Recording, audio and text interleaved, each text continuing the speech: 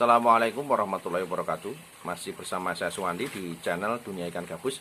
Kesempatan hari ini kita masih menjawab pertanyaan-pertanyaan seputar budidaya ikan gabus yang sudah masuk.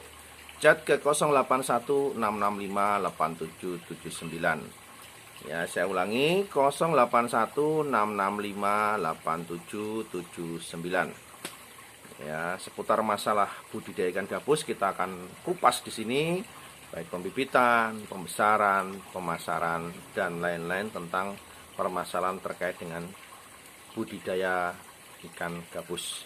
Ya, langsung saja pertanyaan pertama dari Bapak Sukardi yang ada di Surabaya. Selamat pagi Pak Suwandi.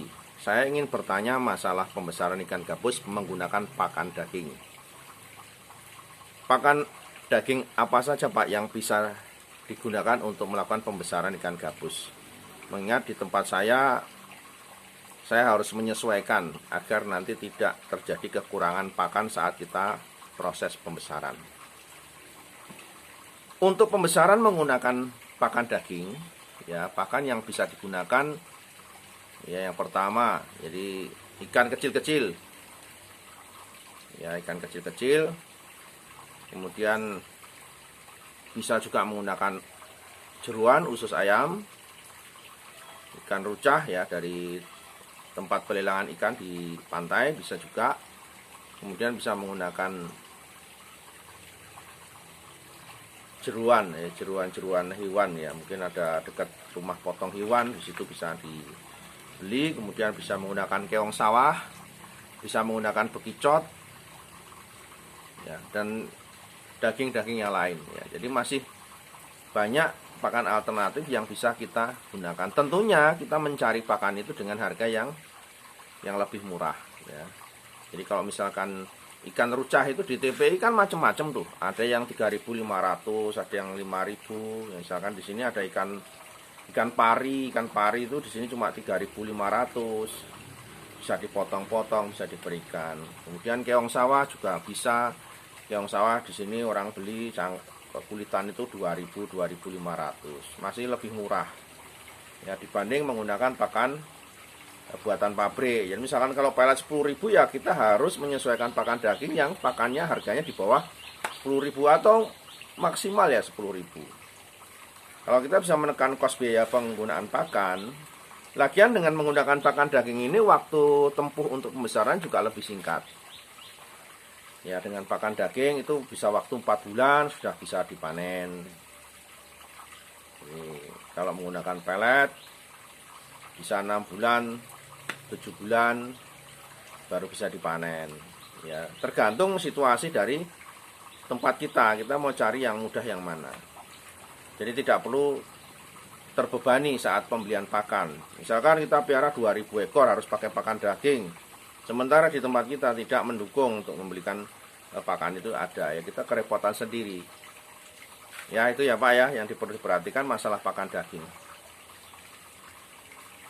Berikutnya, pertanyaan berikutnya dari Bapak Hendy yang ada di Jakarta. Saya mau bertanya Pak Suwandi, saya sudah membeli indukan dari tempat Pak Suwandi dan sampai sekarang sudah berusia 1 bulan, sudah bertelur 1 kali. Nah, yang ingin saya tanyakan di sini untuk pakan alternatifnya Pak untuk induk, karena di sini saya membeli ikan nila terus, ikan nila hidup. Ya, sementara untuk mencari yang lain kita masih kesulitan karena saya juga bekerja. Yang paling mudah adalah ikan nila. Mungkin ada pakan alternatif lain Pak Suwandi. Untuk pakan induk itu tadi ya, misalnya Bapak tadi pakai ikan nila. Kemudian bisa pakai ikan-ikan rucah ya, seperti tadi pembesaran sama, hanya porsinya kalau untuk induk kan sedikit. Ya, kemudian bisa menggunakan usus-usus ayam direbus, kemudian dicuci, dipotong-potong. Itu pakan alternatif. Jadi menyesuaikan induk di tempat Bapak dulu, induknya di sini juga makanannya cuma itu, Pak. Ya, kalau mau yang lebih murah lagi untuk makanan induk, ya saya juga pernah lakukan dan sampai sekarang masih saya lakukan adalah kita memijahkan ikan lele. Saya memijahkan ikan lele dari 1 kilo induk itu bisa keluar 50.000, bisa lebih ya. Nah, anakan lelenya ini dibesarkan sampai ukuran 23, 34. Nah, itu tiap hari diberikan untuk makanan induk.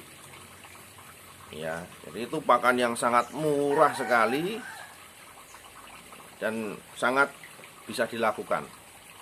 Kita punya stok pakan banyak. Ya, apalagi kalau induknya masih sepasang. Wah, itu sisa-sisa sekali kalau untuk satu pasang lele ditelurkan, kemudian untuk pakan itu bisa sampai lama itu stoknya, bahkan mungkin lelenya malah keburu gede nanti. Ya, itu pakan alternatif Pak, bisa digunakan. Jadi yang sudah Bapak lakukan sudah benar ya, karena memang di sini makanannya ikan untuk induk itu. Silakan Bapak lanjutkan dengan menggunakan pakan yang sama sehingga tidak timbul nanti stres atau tidak mau makan ya. Oke Pak Andi. Berikutnya pertanyaan dari Bapak Purba ya, yang ada di Tangerang. Saya membudidayakan ikan gabus hias Pak Suwandi, tetapi saya juga tertarik untuk membudidayakan ikan gabus konsumsi. Kalau melihat pasarnya, menurut Pak Suwandi kedepannya itu prospek yang mana antara ikan gabus hias dengan ikan gabus konsumsi? Terima kasih Pak atas pencerahannya. Kalau kita bicara masalah sektor pasar kan sudah punya nih sektor pasarnya masing-masing. Kalau konsumsinya kemana, ikan hiasnya ya kemana. Tentunya kalau bicara kuantiti, jumlah besarannya di situ, ya lebih besar banyak yang orang makan, orang konsumsi, atau orang yang orang olah. Kalau orang beli dalam pasar hias, mungkin satu ekor mahal. Tetapi kan ikan itu orang beli dalam jumlah tidak banyak. Ya. Itu hanya sebagai kebutuhan, ya bukan primer ya, sekunder saja. Masih tidak semua orang pun juga masih perlu itu. Masih banyak ikan-ikan yang tiap orang hobinya beda-beda. Jadi kalau masalah bicara pasar, kalau menurut saya selama hampir 12 tahun saya menekuni ikan gabus, saya juga pernah main di ikan hias. Ikan gabus hias, saya pernah breeding ikan gabus hias juga. Tetapi memang dari sektor pasarnya tidak sebesar ikan gabus konsumsi. Belum pernah saya membesarkan ikan gabus hias ke orang beli bibit gabus hias sampai jumlahnya 50.000 ekor, nggak pernah. Orang beli cuma 1 biji, 2 biji Pak ya. Pedagang kulak pun paling 20 biji, 30 biji untuk diecerkan. Tetapi untuk ikan yang dikonsumsi memang pasarnya luar biasa besar. Ya orang bisa beli sampai puluhan ribu, 50.000 ekor, 70.000 ekor, 100.000 ekor sekali tebar. Nah itu misalkan satu ekornya 1.000 gitu, misalkan kalikan 10.000 kan sudah 10 juta. Pasarnya itu sudah terbentuk. Dan mereka punya segmen pasar masing-masing, baik yang hias maupun yang konsumsi. Ya kalau Bapak tanya ke saya ke depan mau dikembangkan yang mana, kalau menurut saya lebih baik Bapak kembangkan yang konsumsi. Karena ini kebutuhan orang makan, kebutuhan orang konsumsi itu lebih banyak dibanding kebutuhan orang melihat. Ya, hanya untuk kesenangan, hobi saja. Oke ya, masih tetap panteng terus channel Dunia Ikan Gabus, jangan kemana-mana.